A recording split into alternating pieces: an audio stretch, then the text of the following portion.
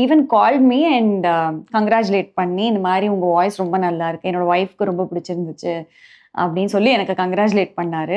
அதை வந்து என்னால் மறக்கவே முடியாத ஒரு தருணம். சில மூவிஸ் வந்து பெருசாக இதுவாகனா எனக்குன்னு இல்லை, அந்த கம்போசருக்குமே அந்த கிரெடிட் வந்து அவங்களுக்கும் அது சேராமல் போயிருக்கு.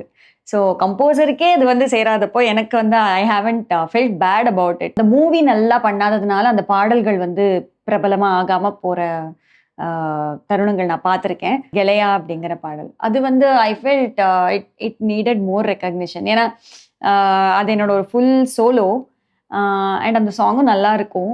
பட் அது அவ்வளோ பெருசாக வெளியில் தெரியல. So that is one song. Puneeth Rajkumar sir வந்து எல்லாருக்குமே தெரியும், கன்னடாவோட ஒரு பிக்கஸ்ட் ஸ்டார்.